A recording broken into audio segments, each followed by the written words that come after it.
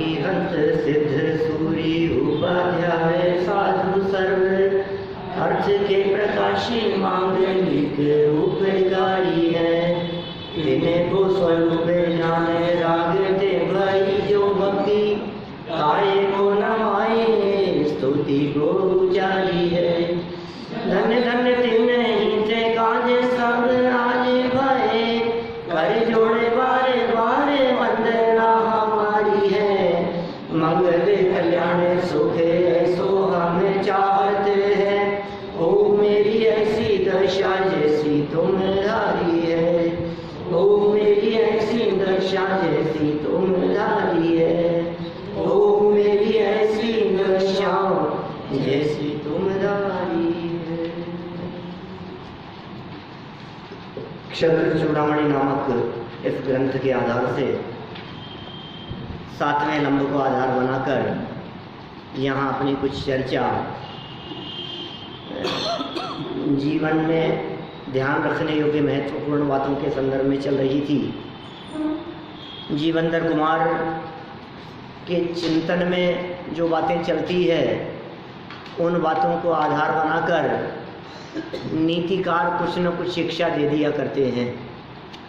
और कल यहाँ यह शिक्षा हमें दे दी गई कि भाई वैराग्य में चिंतन होना चाहिए और संगति ज्ञानियों की होनी चाहिए। जो आपको विषय भोगों में फंसाने वाले हों, जो जगत में उलझाने वाले हों, जिनकी संगति से भविष्य में कुछ संकट में पड़ने की संभावना दिखाई देती हो, आप उनकी संगति मात्र से दूर रहें। आप सावधान रहें कि यदि हम इनके संपर्क में ज़्यादा रहे तो क्या हो सकता है, ये विचार पहले कर लेने योग्य है। देखिए फिर आगे विद्याधरी युवती की प्रतिक्रिया। जीवंदर कुमार तो जाने के लिए प्रयत्नशील हुए, कदम बढ़ा दिए उन्होंने दूसरी जगह जाने के लिए। अब ये विद्याधरी क्या प्रतिक्रिया करने लगी, इसकी चर्चा सुने अपन आगे। 44 नंबर का श्लोक है। विरक्त में रक्ता सा निश्चिकाय विपश्चितम निसर्गादित ज्ञान मंगनासु ही जायते। क्या कह रहे हैं? उस आसक्त स्त्री ने विद्वान जीवंदर कुमार के व्यवहार को देख ये मुझसे अत्यंत विरक्त हैं ऐसा निश्चय किया। और समझ में आ गई ये जीवंदर कुमार मुझसे अत्यंत विरक्त हैं। समझ में आ जाती है बात। आप देख करके प्रैक्टिकल महसूस कर लेते हैं कि यार ये हमसे नाराज है। क्या बात है, हमें देख करके भी हमसे बोले नहीं और मुंह फिरा करके चले गए, तो इससे पता लगता है कि इनकी हमारे प्रति प्रीति कम दिखाई दे रही है। सैनी पंचेंद्रिय समझते देर नहीं लगती है। नीतिकार कह रहे हैं निश्चय से स्त्रियों में शरीर की चेष्टा से मन के भावों को जान लेने का ज्ञान स्वभाव से ही होता है। अब ये स्त्रियों की विशेषता बता रहे हैं। स्त्रियों में शरीर की चेष्टा से, सामने वाले के शरीर की चेष्टा से उसके मन में क्या भाव चल रहे हैं, इसका ज्ञान कर लेने का स्वभाव होता है सहजी।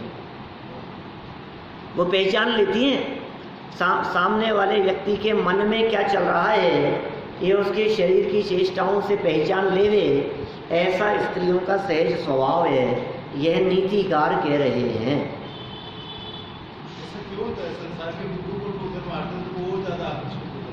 देखिए जरा क्या होता है, वही देखते हैं। कामांध कामासक्त विद्याधरी युवती ने विवेकी तत्वज्ञ जीवंदर कुमार के हाव भाव देखकर ये मुझसे उदास और विरक्त हैं, यह निर्णय कर लिया। उसे निर्णय हो गया कि मुझसे विरक्त हैं, क्योंकि शरीर की चेष्टा से मन के विचारों को जानने का विशिष्ट ज्ञान, इंगित ज्ञान स्त्रियों में स्वभाव से ही होता है। विचारों को जान लेती है, आपके विचार क्या चल रहे हैं, आपके अंदर में क्या चल रहा है, इस बात को जान लेवे। देखिए, विद्याधरी युवती का परिचय देने के लिए उद्यत होना, मुझे लगता है वो खुद ही खुद का परिचय देने के लिए आगे बढ़ गई। तस्य स्वांतम वशीकर्तुम सोदन्तमियमुचिषि प्रकारण विधौ स्त्रीणां बहुद्वारा ही दुर्मतिः। इस स्त्री ने उनके हृदय को वश में करने के लिए अपना वृत्तांत कहा, अपनी कहानी सुनाना शुरू किया। निश्चय से स्त्रियों की खोटी बुद्धि दूसरों को ठगने में अनेक प्रकार से चलती।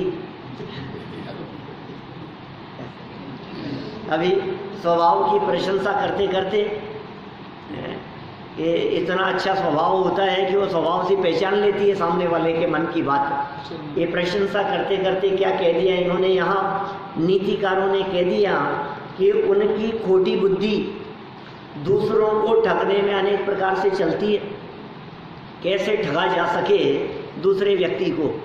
इसीलिए तो कहा है ये परिवार क्या है, ठगों की टोली है।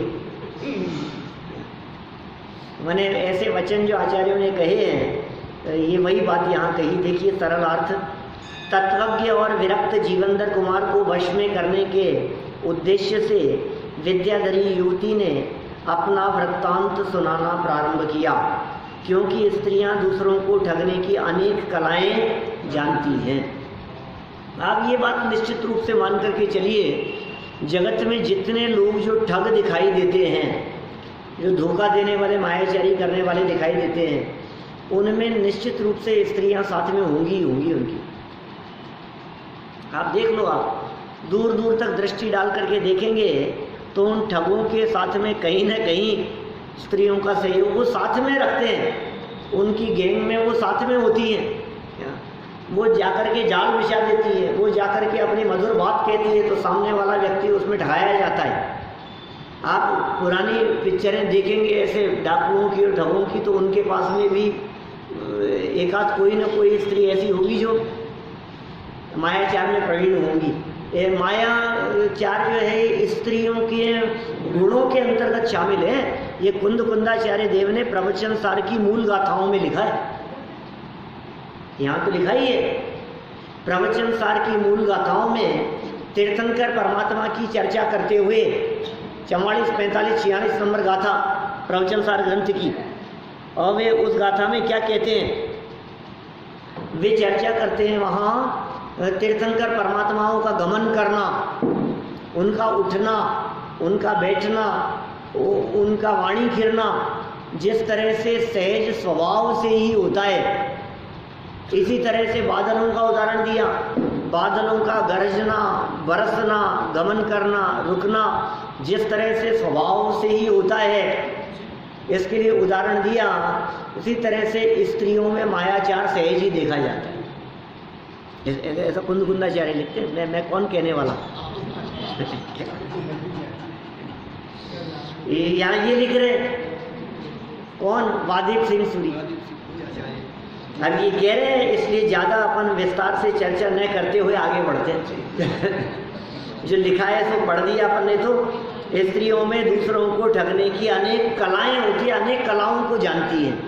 ऐसा युवती का परिचय, अब वो परिचय दे रही हैं। देखो, विद्यिदीनां महाभाग मां विद्याधर कन्यकाम स्याले नात्र बलान्वितां त्यक्ताम आत्म प्रिया भयात। हे महाभाग, मुझे मेरे भाई के साले से जबरदस्ती से लाई गई और अपनी स्त्री के भय से यहाँ इस वन में छोड़ी हुई मुझ दीन गरीब को विद्याधर की कन्या समझो। इसने अपनी कहानी सुना दी कि मैं कहाँ से आई हूँ, क्या हुआ था मेरे साथ में। क्या कह रहे हैं, देखो सरलार्थ में युवती कहती है कि हे भाग्यवान, मैं विद्याधर कन्या हूँ, विद्याधरी हूँ मैं। आप जानते हैं ना विद्याधर कौन होते हैं? विद्याधर कहाँ रहते हैं? विजयार्ध पर्वत की श्रेणियों में रहते हैं। ये विद्याधर मनुष्य गति के ही जीव होते हैं, ये देव गति के जीव नहीं होते। विद्याधर विद्याओं को धारण करने वाले होते हैं, अनेक प्रकार की विद्याएं इनके पास में होती है, इसलिए ये विद्याधर कहलाते हैं। बहुत विद्याएं होती है इनके पास में।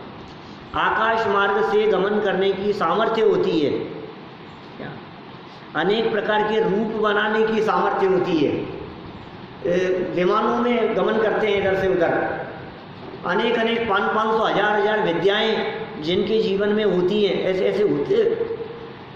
वो विद्याधर लोगों के संदर्भ में तिलोय पण्णति त्रिलोकसार जैसे ग्रंथों में कहा कि यदि ये विद्याधर अपनी विद्याओं का त्याग कर देवे और दीक्षा ले लेवे तो मोक्ष भी जा सकते हैं, संयमी हो सकते हैं, मुक्ति प्राप्त कर सकते हैं। ये विद्याधर मनुष्य गति के ही हैं। ये विद्याधरों की उन भूमियों में कर्म भूमि होती है। ये विद्याधर कर्म भूमि वाले होते हैं, वहाँ खेती भी करते हैं, कमाते भी हैं, काम नाम भी करते हैं, गेहूँ बाजरा जौ चना आदि उगाते हैं, क्योंकि कर्म भूमि के मनुष्य ही मोक्ष प्राप्ति के अधिकारी होते हैं, इसलिए कर्म भूमि होती है। और अनेक विद्याएं इनमें जन्म से होती है और अनेक विद्याएं ये प्रैक्टिस से शिक्षा आदि के माध्यम से प्राप्त कर लेते हैं। तो विद्याधरों की कन्या है, क्या नाम है इसका? विद्याधरी कह दो जो भी ये। और मेरी इच्छा के विरुद्ध क्या कह रही है वो? मेरी इच्छा तो नहीं थी, उसके विरुद्ध मेरे भाई के साले ने मेरा हरण कर लिया। क्या? भाई के साले ने मेरा हरण कर लिया और अब अपनी पत्नी के भय से मुझे यहाँ जंगल में अकेला छोड़ दिया। ये विद्याधरों की जो घटना यहाँ सुनने को मिल रही है, ये ऐसी विद्याधरों की घटनाएं बहुत जगह सुनने को मिलती है और सब घटनाओं में आपको एक ही कॉमन बात मिलेगी। तो विद्याधर उसका हरण करके ले जा रहा था और दूर से अपनी पत्नी को देखा और जंगल में पटक दिया। क्या है? अनंगसरा जैसे ऐसे बहुत उदाहरण है शास्त्रों में। प्रथमानुयोग में चक्रवर्ती की बेटी थी अनंगसरा और विद्याधर उठा करके ले गया था और दूर से उसने पत्नी को देखा आते हुए और डर के मारे उसने जंगल में उसको पटक दिया। ऐसे ही जंगल में इसने छोड़ दिया।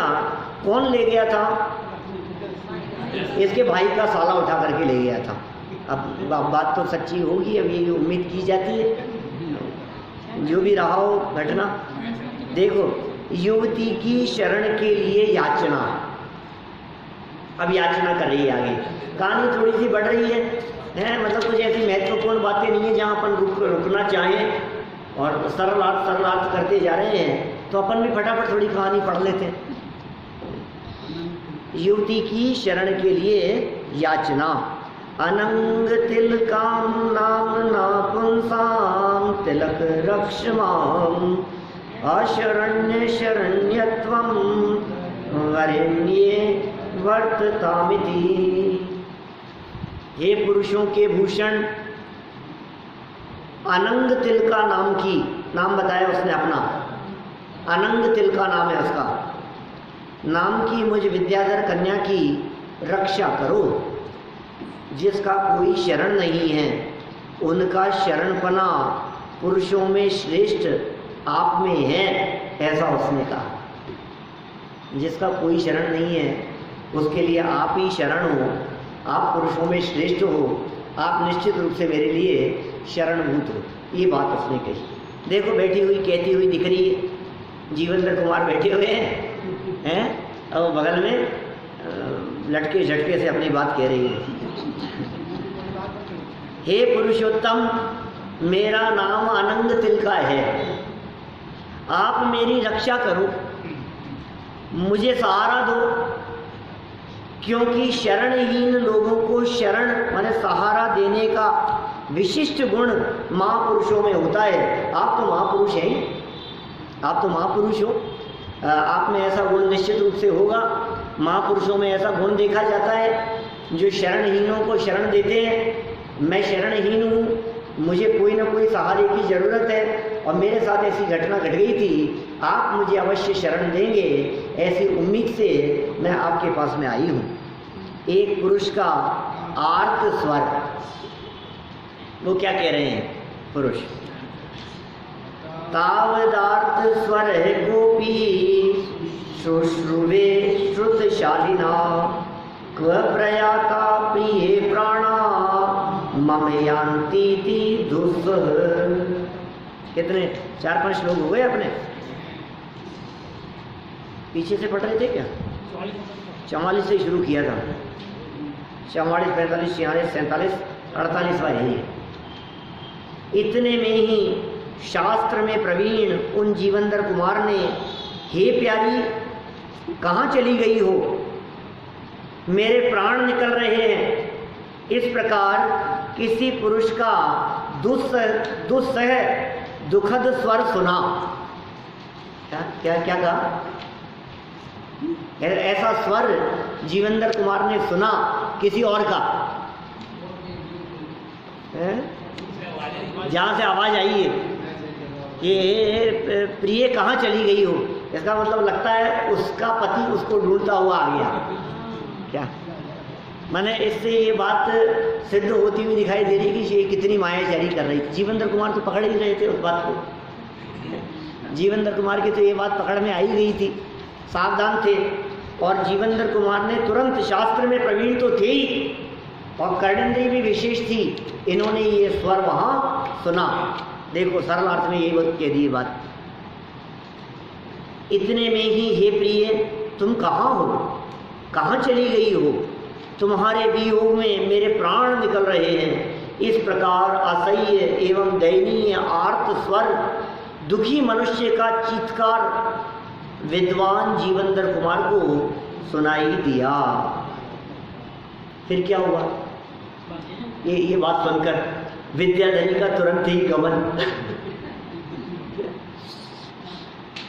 योशाप्येषां मिषेणास्मान् निमेषादिव निर्ययो मायामयी नारीणां मनोवृत्तिर्निसर्गतः। फिर स्वभाव की बात कर रहे हैं, निसर्गतः। यह स्त्री भी किसी बहाने से इन जीवनधर कुमार के पास से क्षण मात्र में ही चली गई। उसको लगा ना कि यहाँ आवाज आ रही है, इधर आ जाएंगे अभी, वो तुरंत वहां से निकल गई, गायब हो गई। निश्चय से स्त्रियों की चित्त वृत्ति स्वभाव से ही छल कपट करने वाली होती है। मायामयी ही नारी नाम आचार्य देव लिख रहे हैं। क्या करें, हमने कुंदकुंदाचार्य की बात कही थी, पीछे कह दी थी आपसे। अब ये यहाँ साफ साफ खुद ही कह रहे हैं स्पष्ट शब्दों में कि कहीं किसी को पकड़ में नहीं आए बात, तो हम कह रहे हैं मायामयी ही नारी नाम मनोवृत्तिर निसर्गतः है। छल कपट करने वाली स्वभाव से ही वृत्ति होती है। अपने पति का आर्त स्वर सुनकर वे विद्याधरी स्त्री तुरंत ही कोई बहाना बनाकर जीवनधर कुमार का सामीप्य छोड़कर अन्यत्र चली गई, क्योंकि स्त्रियों की मनोवृत्ति स्वभाव से ही मायामयी होती है। आगे बढ़े, दुखी पुरुष का आगमन, वो व्यक्ति आ गया, वहां सामने आ गया। आर्त स्वर करोप्याह दैन्यम मान्यस्य वीक्षणात् शौच्याः कथं नरागान्धा ये तो वाच्यान्न बिभ्यति। क्या कह रहे? दुखित शब्द को करने वाले ने भी माननीय जीवनधर कुमार के देखने से दीनतापूर्वक कहा। तो वहाँ आया और उसने भी वहाँ आकर के कुछ कहा। क्या कहा? जो पुरुष अपवाद से व निंदा से नहीं डरते हैं, वे राग से अंधे पुरुष कैसे शोचनीय दशा को प्राप्त नहीं होते हैं। अर्थात उनकी दशा अत्यंत शोचनीय होती है, दयनीय होती है। देखो आप ये नीतिकार क्या क्या सिखा देते हैं बात। डरे हुए व्यक्ति जो घबराए हुए हो डरे हुए हों, राग में अंधे हो। कैसी बात कह रहे हैं? रागांध व्यक्तियों की दयनीय दशा होती ही होती है। जो व्यक्ति रागांध है, जो व्यक्ति कामांध है, जो व्यक्ति मोहांध है, उस व्यक्ति को तो दयनीयता का सामना करना ही पड़ेगा। कैसे दयनीय हो गया है? आर्त स्वर का उच्चारण करने वाला, दुखद चीत्कार करने वाला अपरिचित व्यक्ति महापुरुष जीवनधर कुमार को देखकर दीनतापूर्वक कहने लगा, क्योंकि अपनी दीन अवस्था से संकोच नहीं करने वाले, शर्मिंदा नहीं होने वाले मनुष्यों की स्थिति अत्यंत शोचनीय होती है।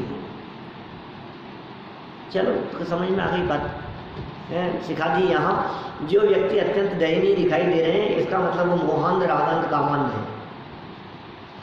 इसलिए यदि आप अपनी दशा ऐसी निंदनीय और दयनीय नहीं चाहते हैं तो कभी भी रागांध न होवे, ये शिक्षा यहाँ दे दी गई। आगंतुक का निवेदन। उदन्योपद्रुतामत्र मान्य भार्या पतिव्रता पानीयार्थमवस्थाप्य नाद्राक्षं प्रस्थितागत। हे माननीय, मैं प्यास से व्याकुल अपनी पतिव्रता स्त्री को यहाँ पर बिठलाकर पानी लाने के लिए गया था। वहाँ से लौटने पर मैंने उसे वहाँ नहीं देखा, अर्थात उसे वहाँ नहीं पाया। कह रहा है बात, अब ये सच्ची बात कह रहा है। देखो वो तो क्या बहाना बना रही थी, वो तो क्या ऊटपटांग बात कह रही थी कि मुझे भाई का साला उठा करके ले गया था विद्याधर और जंगल में पटक दिया उसने अपनी पत्नी के भय से। वो तो कहानी बना रही थी। और यहाँ इसके पति ने आकर के क्या कहा कि मैं अपनी पत्नी को, देखो विश्वास कितना है, अपनी पतिव्रता स्त्री को यहाँ छोड़ करके गया था पानी लेने के लिए। यहाँ बिठाकर, जंगल था और वो कहाँ जाती भटकती हुई थकी हुई थी, मैं उसे यहाँ छोड़ करके गया था पानी लेने के लिए। जब वापस आकर के देखा तो वो मुझे यहाँ नहीं मिली। देखिए, हे सम्माननीय महापुरुष, मैं अपनी पतिव्रता एवं प्यासी पत्नी को, तृषा से पीड़ित पत्नी को यहाँ छोड़कर उसके लिए पानी लाने गया था। मैं वापस आने पर देखता हूँ कि वह यहाँ नहीं है, न जाने कहाँ चली। क्या देखो, आगंतुक का पुनः निवेदन। बेचारा क्या करे, अपनी बात कह रहा है। सुनो, विद्याप्य विद्यमानैव मम विद्याधरोचिता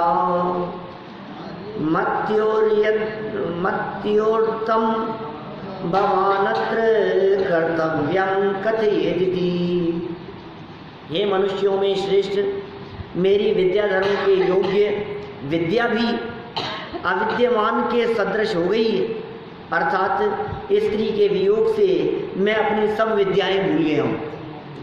देव नहीं है, ये भी मोहांध है, ये क्या करे, ये भी रागांध है, स्त्री के मोह में ये सब भूल भाल गया है, कहाँ चले गई वो।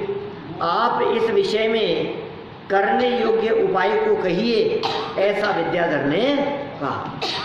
भाई कोई उपाय दिखता हो तो आप कोई उपाय बतलाओ, मैं क्या करूं, मेरी विद्या, वो विद्याधर हूं मैं, विद्या भी मेरी काम नहीं कर रही है, दिमाग काम नहीं कर रहा मेरा। तो माने देखो, रागांध व्यक्ति, उसका दिमाग काम करना बंद कर देता है।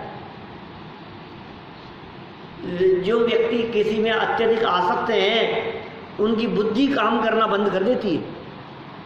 रावण जैसा बुद्धिमान व्यक्ति सीता का हरण करके ले गया। माने जहाँ आप किसी विषय से, किसी वस्तु से, किसी पदार्थ से, किसी व्यक्ति से, किसी स्त्री से, किसी परिस्थिति से बहुत ज़्यादा आकर्षित और प्रभावित होंगे, आप निश्चित मान करके चलिए उस क्षण, उस दौरान आपकी बुद्धि हरण कर ली जाएगी। आपकी बुद्धि काम करना बंद कर देगी। बाद में आप कितना भी पछताते रहें, आप सोचते रहें कितना भी, लेकिन उस समय यदि आपने विवेक नहीं रखा तो आपकी बुद्धि चली जाएगी। ये बुद्धि चलेगी कि बेचारी की रागान में। किसी भी व्यक्ति वस्तु में अत्यधिक आसक्ति की बात है, जैसे समझ लो बच्चों की बात करो, अभी क्यों और बातें करें अपन। कोई बच्चा किसी विशिष्ट खिलौने को लेकर के बहुत ज़्यादा अंधा हो गया, मुझे तो ये चाहिए। अब वो उसके गुण दोषों के बारे में विचार नहीं कर रहा है, अब वो उसकी कीमत के बारे में विचार नहीं कर रहा, वो आगे पीछे के बारे में विचार नहीं कर रहा, इससे मुझे क्या लाभ होगा क्या नुकसान होगा कुछ नहीं विचार कर, मुझे तो चाहिए बस। अब वो अंधा हो गया उसमें। अब फिर भले ही खरीदने के बाद में पछताता रहे, हाँ बेकारी खरीद लिया, कुछ काम का नहीं था। क्या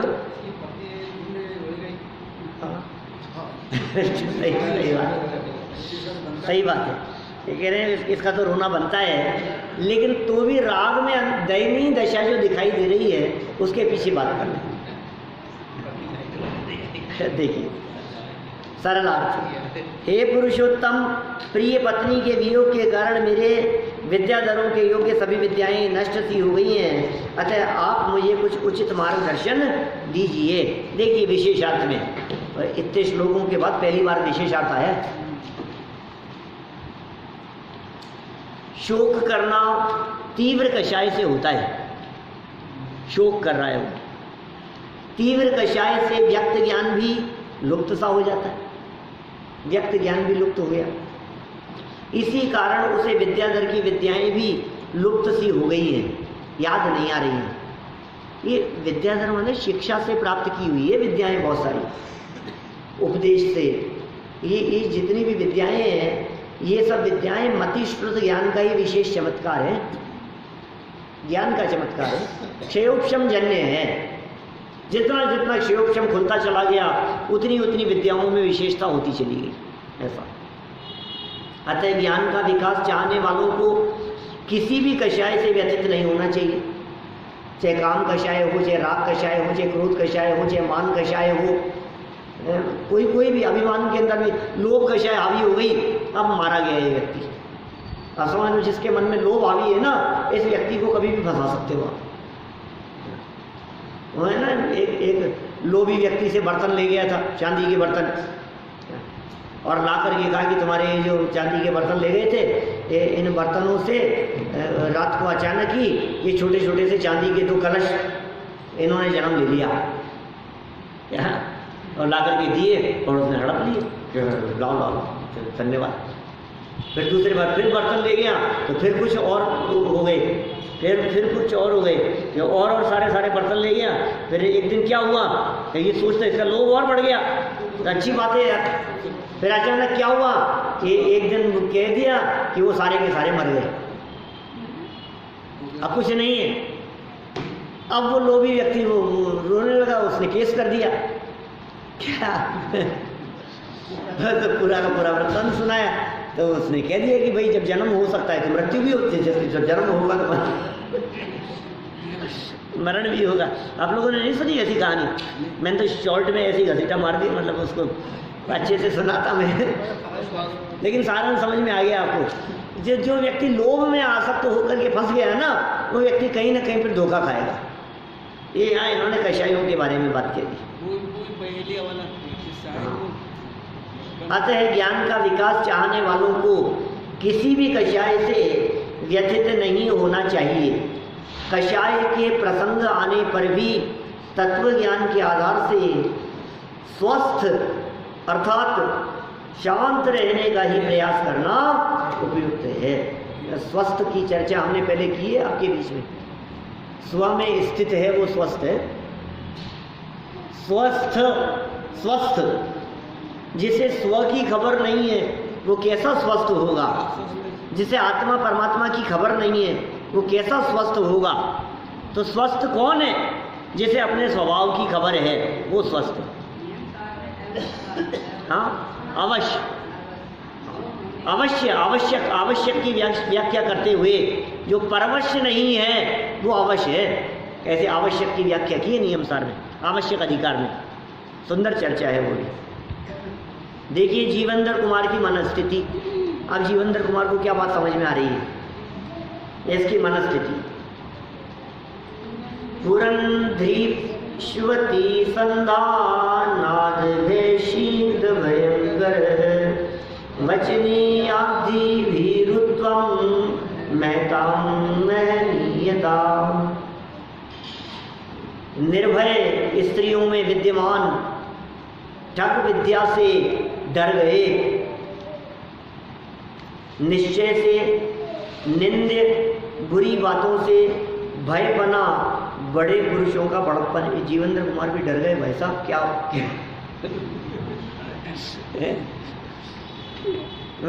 समझ गया मैंने भाप लिया और मैं आगे बढ़ने लगा और ये आवाज़ सुनाई दी गई, नहीं तो जाने वो क्या करने वाली थी।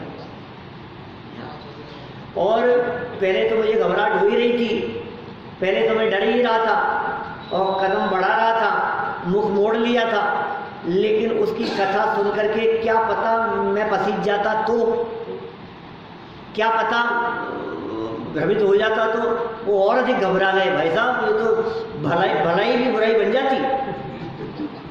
उसको उसकी घटना को सुन करके अच्छा क्या करता बोलो, एक साधारण व्यक्ति क्या करता, मतलब अभी बचने के प्रयास तो किए पहले, मान लो पहले तो इतनी शिक्षा दे दी नीतिकारों के आधार पर कि आप सावधान रहो। अब ऐसी घटना सुनकर कोई भी व्यक्ति क्या सोचेगा कि यार मुझे रक्षा करनी चाहिए, ये फंस गई है बेचारी और मैं यहाँ से गुजर रहा हूँ, तो क्या मुझे इसकी रक्षा नहीं करनी चाहिए? अबला नारी है, मुझे इसकी रक्षा करनी चाहिए। तो पता है चाणक्य क्या कहते हैं? क्या नीतिकार चाणक्य कौटिल्य के नाम से प्रसिद्ध है इतिहास में। हाँ है ना, क्यों नहीं? तो हमने इतिहास में पढ़ा, वो चंद्रगुप्त को राज्य जिसने दिलाया, चंद्रगुप्त दिगंबर संत हुए, मालूम है आपको? चंद्रगुप्त मौर्य जिनकी समाधि चंद्रगिरी पर्वत पर हुई, श्रवणबेलगोला में, विंध्यगिरी के सामने जो पर्वत है ना चंद्रगिरी, वहाँ भद्रबाहु की गुफा है और एक चंद्रगुप्त की गुफा है, चंद्रगुप्त मुनिराज की, दक्षिण भारत में विहार किया। चक्रवर्ती के जो अधीन राजा होते, मुकुटबद्ध राजा, उनमें से अंतिम मुकुटबद्ध शासक थे चंद्रगुप्त, जिन्होंने भद्रबाहु स्वामी के सानिध्य में दीक्षा ली। इतिहास में भी, भारतीय इतिहास जब हमने पढ़ा तो उस भारतीय इतिहास में भी चंद्रगुप्त के संन्यास तक की चर्चा तो आती है, उसके मरण का उल्लेख नहीं आता। और चंद्रगुप्त के काल की चर्चा करते हुए भारतीय इतिहास एंसेंट इंडिया में कहते हैं वो ईसा पूर्व 324 तक का उल्लेख मिलता है उनका, जो भद्रबाहु के काल से बिल्कुल समकालीन बैठता है। उन्हीं की बात है चंद्रगुप्त की।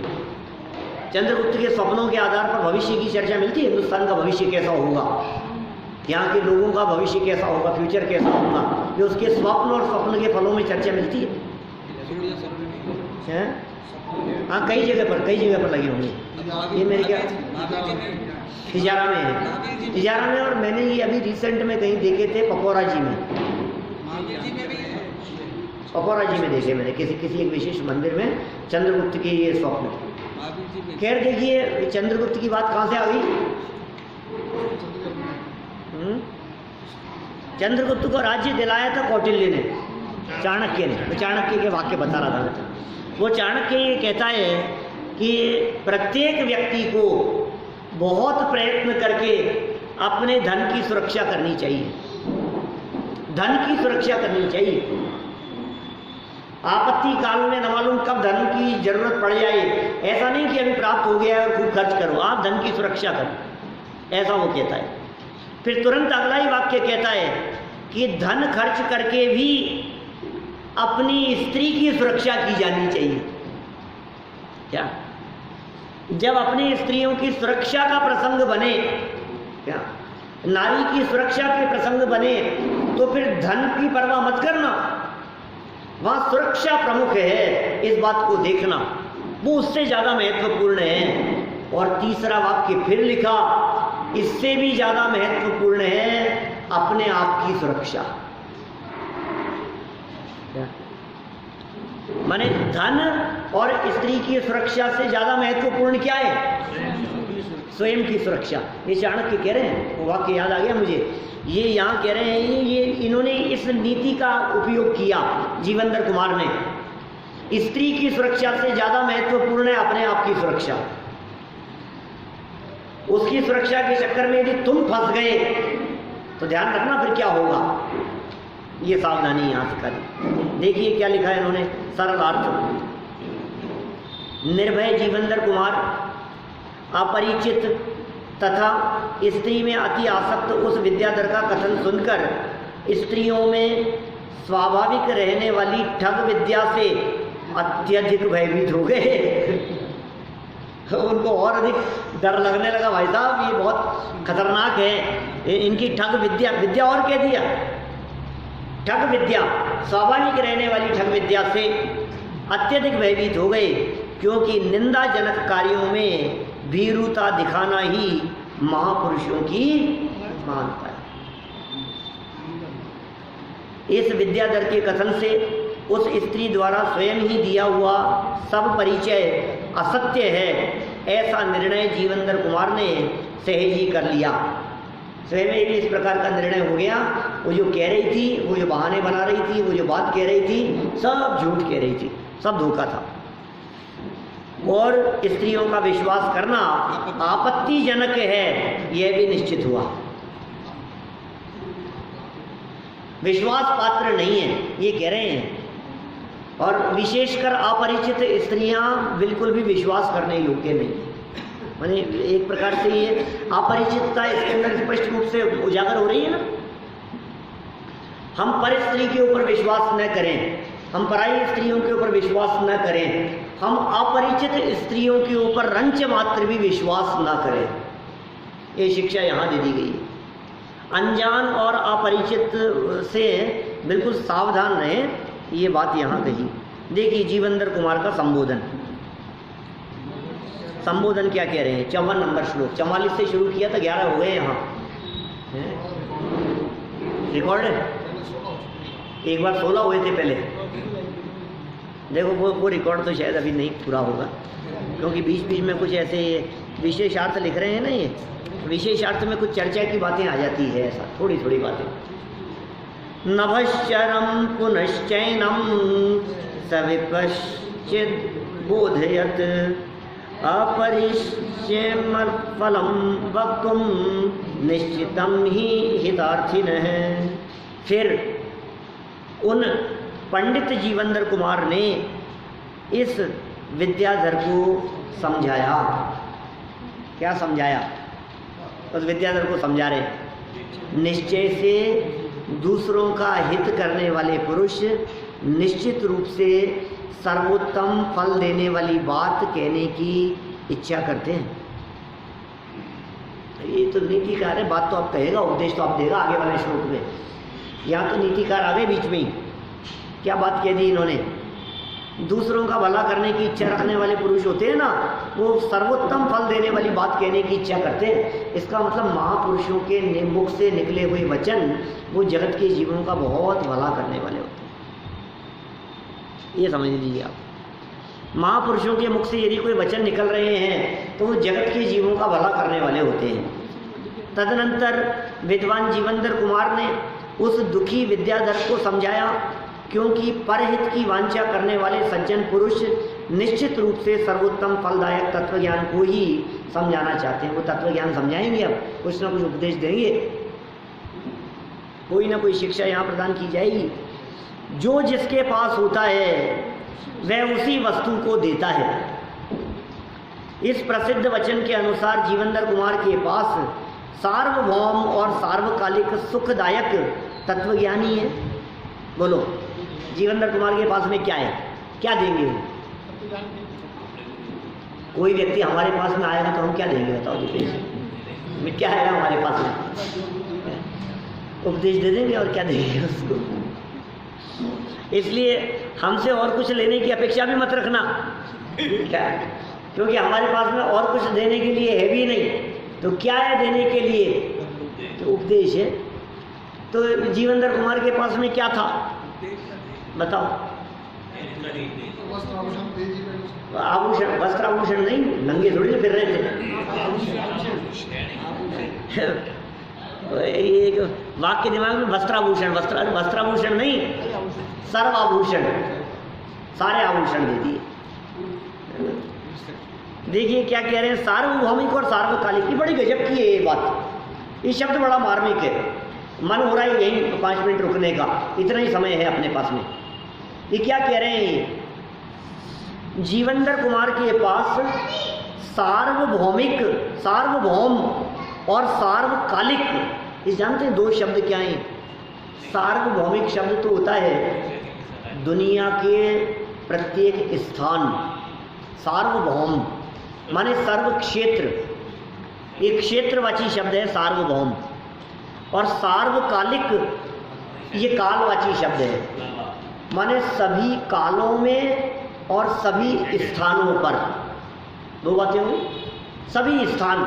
सार्वभौमिक माने अमेरिका में भी ये बात लागू होगी, लंदन में भी लागू होगी, विदेश क्षेत्र में भी लागू होगी, कर्म भूमि में लागू होगी और भोग भूमि में भी लागू होगी। सार्वभौमिक, दुनिया के प्रत्येक स्थान पर यह बात लागू हो, दुनिया के किसी भी कोने में चले जाओ यह बात लागू होगी। जो बात लागू हो उसका नाम है सार्वभौम।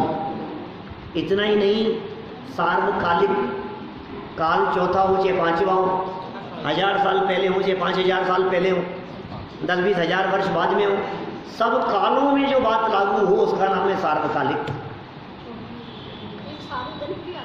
सार्वजनिक वो लोगों के लिए, सार्व शब्द तो सबके लिए है। अब उसके आगे यदि आपने भौमिक जोड़ दिया तो भूमि आ गई, कालिक जोड़ दिया तो काल आ गए, और जनिक जोड़ दिया तो लोग आ गए। सार्वजनिक, किताब हम सार्वजनिक घोषणा कर रहे हैं, ऐसे हम सब लोगों के लिए, हमारी ये घोषणा किसी व्यक्ति के लिए नहीं, सब लोगों के लिए सार्वजनिक। तो ये कह रहे हैं ऐसा क्या, जीवंदर कुमार के पास में सार्वभौमिक भी है और सार्वकालिक भी है। सुखदायक तत्व ज्ञान, माने ऐसे तत्व ज्ञान की बात करेंगे, ऐसा तत्व जीवंदर कुमार बताएंगे जो तत्व दुनिया के हर व्यक्ति के लिए हो। हाँ बिल्कुल, ये तत्व का ऐसी चर्चा होगी जो सार्वकालिक भी है।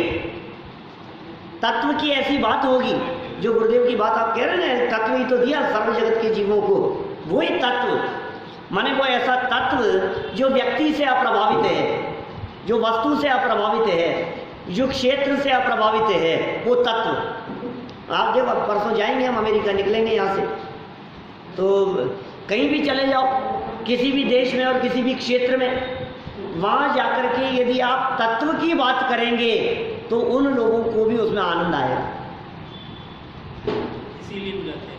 अच्छा बतलाओ, ये जो सार्वभौमिक और सार्वकालिक बात है, क्या ये बात जैनियों के लिए ही है? जब कह दिया सार्वभौमिक है तो धरती पर रहने वाले प्रत्येक प्राणी के लिए, इसका नाम सार्वभौमिक है। आत्मा की चर्चा प्रत्येक आत्मा के लिए है। अब आत्मा कोई भी प्राणी मात्र के लिए है, क्षेत्र से अप्रभावित और काल से अप्रभावित।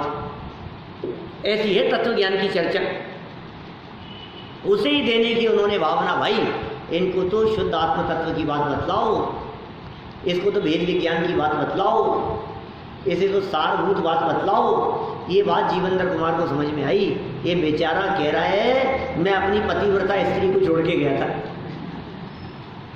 ये बेचारा ना समझ, इसको खबर नहीं है ये कितने बड़े धोखे में जी रहा है, इसको अंदाजा नहीं है इस बात का। इसको यथार्थता का परिज्ञान करा देना चाहिए, इसको सार्वभौमिक सत्य बता देना चाहिए। वो सार्वभौमिक सत्य जो सार्वभौमिक सत्य पीछे नीतिकारों के माध्यम से बीच बीच में बताया जाता रहा, ये सार्वभौमिक सत्य है। चाहे स्त्रियों में मायाचार की बात हो, चाहे ठग विद्या की बात हो, ये क्षेत्र काल से अप्रभावित है। चाहे कोई विदेशी कन्या हो, क्या उस पर लागू नहीं होगी? क्या कोई स्त्री नहीं है क्या? सब पे लागू होगी, कहीं भी हो। देखिए तो जीवंदर कुमार के मन में ये बात आई कि ये तत्व ज्ञान देना चाहिए। मिथ्या दृष्टि जीवों को मोक्ष मार्ग का उपदेश देकर उनका उपकार करना, यही उत्तम उपकार है। लो करो उपकार। कैसे उपकार? इन्होंने बहुत उपकार है साहब इनका हमारे ऊपर। अरे सर्वोत्तम उपकार है उनका जिन्होंने तुम्हें पैसा नहीं तत्व ज्ञान दिया हो। ये सर्वोत्तम उपकार कह रहे हैं यहाँ। ये मिथ्या दृष्टि जीव और उनको मोक्ष मार्ग का उपदेश दिया, उनका उपकार यही उत्तम उपकार है। उत्तम उपकार की बात कर रहे हैं। एक मध्यम उपकार और एक जघन्य उपकार। भूखे को रोटी दे देना, खाने की व्यवस्थाएं कर दे देना, ये जघन्य उपकार है। भोजन आदि के साथ में अन्य प्रकार की सहयोग और सुविधाएं जुटा देना, ये मध्यम उपकार है। और तत्व ज्ञान दिया जाना, ये उत्तम उपकार है। ये उपकार हितोपदेश, हमारे तीर्थंकर परमात्मा हितोपदेशी होते हैं, हमारे मुनिराज हितोपदेशी होते हैं। वे कैसा हितोपदेश देते हैं, वे कैसे हित करते हैं? मोक्ष मार्ग का उपदेश देंगे, सुख का मार्ग बतला करके। तो इस तरह यह सर्वोत्तम उपकार जो जीवेंद्र स्वामी के माध्यम से दिया जा रहा है, ये क्या उपदेश होगा, इस उपदेश को कल अपन आगे पढ़ेंगे। अभी की बात को यहीं विराम दें।